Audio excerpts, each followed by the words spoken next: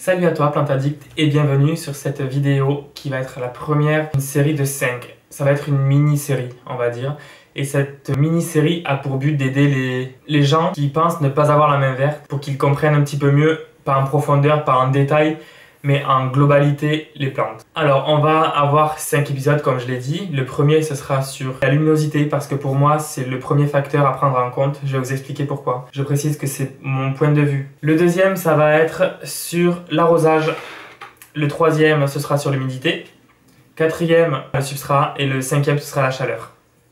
À la fin normalement de ces 5 vidéos, tu auras un petit peu plus de détails pour comprendre comment fonctionnent les plantes dans leur globalité. D'accord? Ne stresse pas, ne panique pas. Si tu penses ne pas avoir la main verte, si tu penses être vraiment nul et si tu arrives à tuer un cactus, après normalement ça devrait aller mieux. Je dis bien que ça devrait. Mais ne panique pas, moi je crois en toi, ça va aller. D'accord? La première vidéo va concerner, comme je l'ai dit, la luminosité. Pourquoi? Parce que, selon moi toujours, c'est le premier facteur à prendre en compte puisque ça va déterminer, conditionner ton choix de plante. D'accord? Si en tant que, novice c'est bien, ouais. En tant que novice, si tu flashes sur une Monstera Albo Variegata, ce que je comprends totalement, mais que tu n'as pas beaucoup de luminosité, que tu achètes la plante, déjà tu vas y laisser un bras, et de deux, la plante elle va vite dépérir, mais très très vite. Pourquoi? Parce que justement, elle a besoin d'un maximum de lumière pour ses variégations, pour maintenir ses variégations, pour pouvoir faire de la croissance, etc. Alors, je ne vais pas rentrer dans le processus chimique et physiologique de la plante, de pourquoi elle a besoin de lumière pour faire de la photosynthèse, etc., etc. On n'est pas là pour ça, d'accord? On est là justement pour survoler un peu les besoins des plantes dans leur globalité, comme je l'ai dit précédemment. En fonction des plantes que tu vas choisir ou pas, elles ont besoin de luminosité, bien évidemment. Toujours naturel, c'est mieux, mais elles ont besoin de différentes luminosités. Je m'explique. Si je te perds, n'hésite pas à me laisser un commentaire en dessous de la vidéo, ou de me DM, ou de m'envoyer un message sur Insta. Je te l'affiche ici. Là, c'est bien. Ok? Alors, imaginons que tu es vraiment nul, sans jugement aucun, en matière de plantes. Tu as envie de végétaliser ton intérieur, ce que je t'encourage à faire, bien évidemment, tu t'en doutes. En priorité, je vais te dire de checker ta luminosité, parce que si tu n'as pas beaucoup de luminosité, tu auras un choix de plantes beaucoup plus réduit. Parce que la majorité des plantes ont besoin d'une forte luminosité, ou d'une luminosité, normale, mais il y en a qui se débrouillent avec peu de luminosité. Peu de luminosité ne veut pas dire une pièce sans fenêtre. Toute plante a besoin d'une source lumineuse.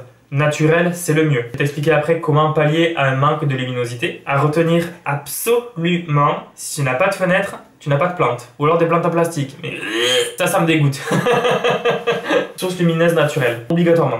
Je vais te montrer par exemple les différentes sources lumineuses. Là par exemple, les plantes qu'il y a ici, elles ont une source lumineuse naturelle. C'est pas optimal parce que déjà le soleil ne tape pas directement dans la vitre, tant mieux. C'est un conseil d'ailleurs, c'est mieux. Mais ensuite, elles sont proches de la fenêtre. Si tu as cette source lumineuse là en matière générale, parce que tu as un obstacle devant ta fenêtre, parce que je ne sais pas, il y a un souci avec, je sais pas ce qu'il peut y avoir. Mais si tu as une source de lumière faible, comme c'est le cas maintenant ici présent, tu vas avoir des plantes qui ont des besoins en luminosité assez faibles. Ça existe, ne panique pas. Je vais t'expliquer, je vais te faire la liste après.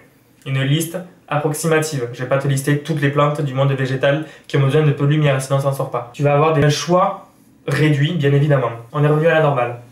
Alors, pourquoi moi personnellement j'ai mis ces plantes-là? Pour qu'elles soient au plus près de la lumière. Je les avais mises en hiver, parce qu'en hiver, tu sais quand même que la luminosité diminue. La durée déjà, par la durée du jour, mais aussi l'intensité lumineuse diminue. C'est pour ça que toutes les plantes, en hiver, une grande partie du moins, sont regroupées près des fenêtres. Pour celles qui sont à l'intérieur, c'est-à-dire quasiment toutes. Là, je les ai laissées près de la fenêtre parce qu'en fait, j'avais pas envie de les dispatcher dans la pièce, surtout que j'ai pas trop de place. C'est aussi ça la raison. Et elles sont près de la source lumineuse, comme tu peux le voir. Donc là, il peut y avoir des plantes comme les Calathea qui peuvent supporter une luminosité un peu moindre que par rapport à un bégonia qui a besoin d'une bonne luminosité, mais pas directe, je rappelle. Alors, pour les plantes que tu peux avoir, si tu as une luminosité faible, tu as les langues de belle-mère.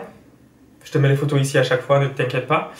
Tu as des phalangères. Tu peux aller voir d'ailleurs ma vidéo qui les concerne. Non, c'est pour moi, t'inquiète pas. Tu peux avoir la Monstera Deliciosa. Tu peux avoir certains bégonias. Après, bien sûr, ça dépend des goûts. Voilà. Et tu peux avoir tout ce qui est classique comme les Dracaena marginata. Alors, c'est sûr que tu auras un choix, comme je t'ai dit, réduit. Mais il faut commencer à se faire la main sur des plantes assez faciles. C'est toujours moins risqué. Si au contraire tu as une bonne luminosité, comme c'est le cas par exemple maintenant, tu pourras te faire bien plus plaisir avec des plantes qui ont des couleurs sur les feuilles, qui ont des variégations sur les feuilles. Et les plantes pousseront en globalité plus vite, de par le faisceau lumineux qui est plus important. Tu pourras avoir des calathea, comme je t'ai dit, tu pourras avoir des ficus elastica tineke, tu pourras avoir du pothos, pour avoir des variégations plus importantes, plus marquées du moins. Tu pourras avoir des bégonias, tu pourras avoir quasiment toutes les plantes que tu veux. C'est pour ça qu'en général, quand les gens me disent oui, moi j'aimerais végétaliser mon intérieur, je leur conseille en priorité de checker la luminosité. Parce que, comme je t'ai dit, si tu checkes la luminosité, que tu n'en as pas beaucoup et que tu veux par exemple une Monstera variegata pour extrapoler, on va dire, ta plante elle va crever en même pas un mois. Tu auras laissé une paille et tu auras laissé crever une plante qui n'était pas adaptée. Pour pallier au manque de luminosité, il y a plusieurs moyens. Déjà, il y a des lampes horticoles. Voici un exemple de lampe horticole. Alors là, elle est débranchée parce qu'en été, il n'y a pas besoin de rajouter de la lumière. Mais en fait, en dessous, ici, il y a des LED qui projettent une lumière qui est adaptée aux plantes. Elle m'a été offerte à Noël et elle m'a bien servi pour sauver les bégonias. Tu as plusieurs types de lampes horticoles, tu as plusieurs lumières qui sont pour des utilités à peu près différentes. Tu as plusieurs prix aussi, il faut faire attention. Mais alors personnellement, je ne vais pas mettre des 1000 et des 100 dans des équipements qu'on verra dans les prochains épisodes parce que je n'ai pas envie d'être à la merci de mes plantes. J'ai envie que ça reste une passion, j'ai envie de les bichonner, de m'en occuper comme je peux et comme je le veux aussi. Alors là, on m'a offert ça, c'est très bien. J'aurais peut-être finalement fini par craquer dans quelques mois ou quelques années pour en prendre une. Bon là, il m'est arrivé dessus, tant mieux. Mais sinon, c'est pas un équipement que j'allais acheter de suite. Après ça, bien évidemment, c'est à ton bon vouloir et en fonction de comment tu veux t'occuper des plantes. Si tu veux absolument une plante qui a besoin de luminosité assez forte que tu n'as pas chez toi, tu peux pallier avec ça. Après, au bout d'un moment, la plante, elle va grandir, grandir, grandir. Ça va peut-être dépasser la taille de la lampe. Auquel cas, il faudra que tu rachètes une lampe ou que tu mettes la lampe en hauteur pour que tu puisses avoir de la bonne luminosité sur la totalité de la plante. D'accord ? Après, tu as plusieurs dispositifs. Là, moi, j'en ai une qui fait cette taille-là à peu près. Voilà, on va dire 40 cm, 50 cm. Mais il y en a, c'est des barres que tu peux fixer sous les étagères. Il y en a, ce sont carrément des plaques que tu colles, il me semble, sous les étagères. Comme par exemple, on aurait pu coller ici, pour que justement l'étage en dessous puisse recevoir un maximum de lumière, admettons s'il en manquait. Donc tu as plusieurs dispositifs, plusieurs prix, plusieurs lumières. Tu as la rouge, la bleue, je crois, la blanche, etc. Je suis pas sûr de ça, mais je sais qu'il y a plusieurs utilités à différentes lumières. Comme je t'ai dit, je vais pas rentrer dans les détails. Déjà de 1 parce que je ne suis pas calé en ça, et de 2 parce que j'aimerais pas dire des bêtises. Je crois qu'on a fait le tour pour la luminosité, je pense. Je dis bien je pense. Si tu as des questions concernant la luminosité, comme je te le dis, message Insta, ou que tu me mettes un message en commentaire, il n'y aura aucun problème, j'essaierai d'y répondre. Mais en même temps, j'ai pas des tonnes de followers, donc je devrais y arriver.